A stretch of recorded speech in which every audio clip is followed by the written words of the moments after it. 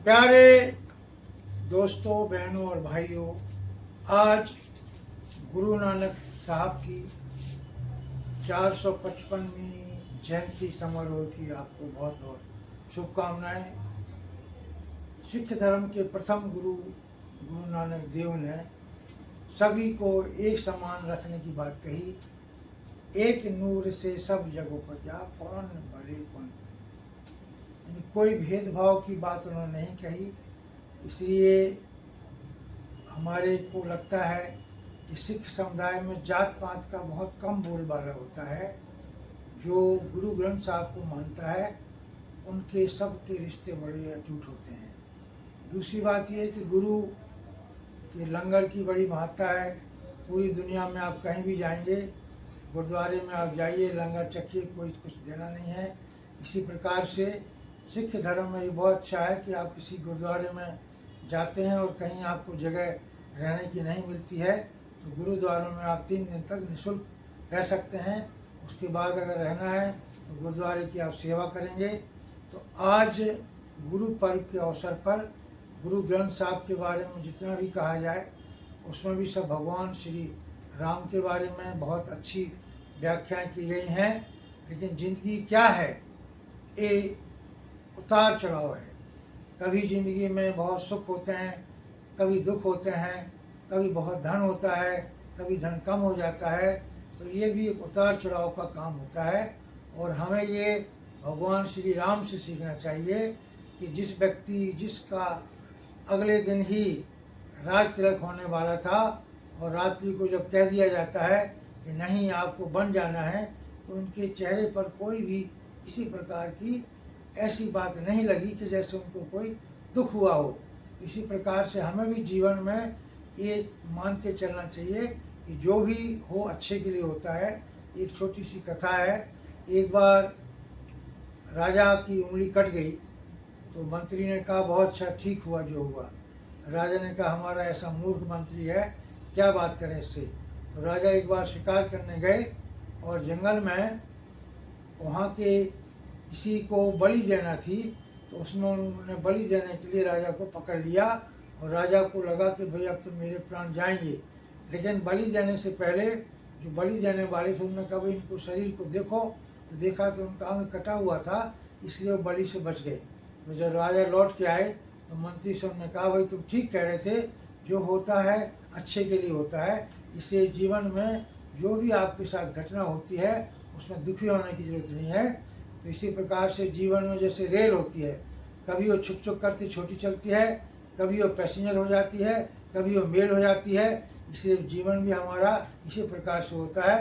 कभी ये जीवन तो रेल तो भैया के रेल है। उठा दोनों हाथ।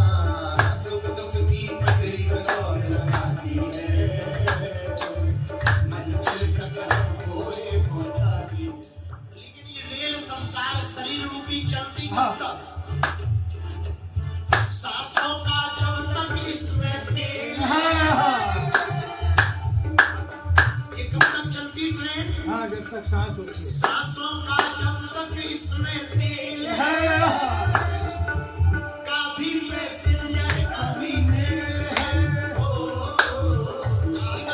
भैया के रेल है, अभी पैसेंजर।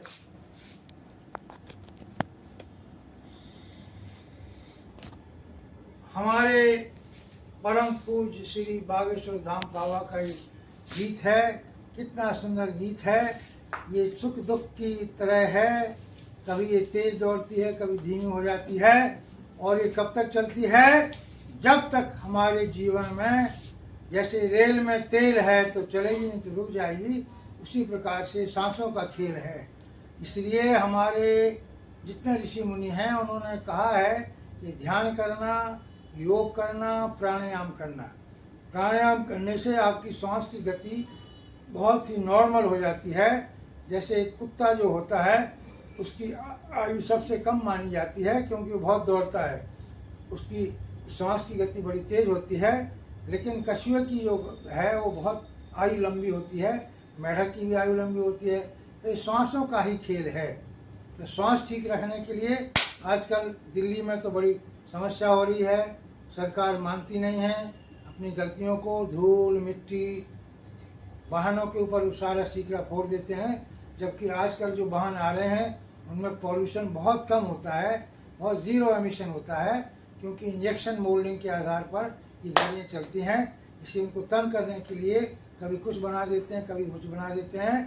तो इसलिए सांस ठीक रखने के लिए नेति करिए, नाक में बादाम रोगन डालिए, घी डालिए, और सांस को ठीक करने के लिए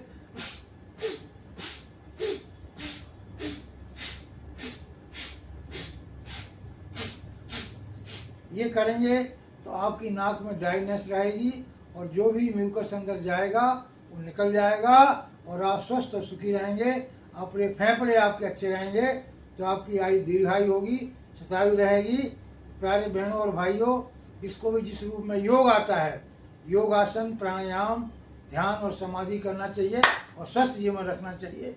आज का यही संदेश है। गुरु पर्व के ऊपर सबको बहुत ही, प्रकाश पर्व की बहुत बहुत शुभकामनाएं। बहुत ही गुरु नानक की कृपा आपके ऊपर बनी रहे, और आप ग्रंथ साहब से, परमात्मा से जुड़े रहें, और हर प्रकार के दोषों से दूर रहें। यही आज का संदेश है, यही बाबा की संदेश है। आप अपने जीवन में फिर भी कोई, अगर आपको ऐसा लगे कि कुछ जानना है, कुछ और सीखना है, तो यहाँ प्रोफेसर डॉक्टर DS अग्रवाल के यहाँ आ सकते हैं। यहाँ निःशुल्क शिक्षा दी जाती है। यहाँ कल की बालाजी धाम का मंदिर भी है, और यहाँ ध्यान करने के लिए उचित स्थान है।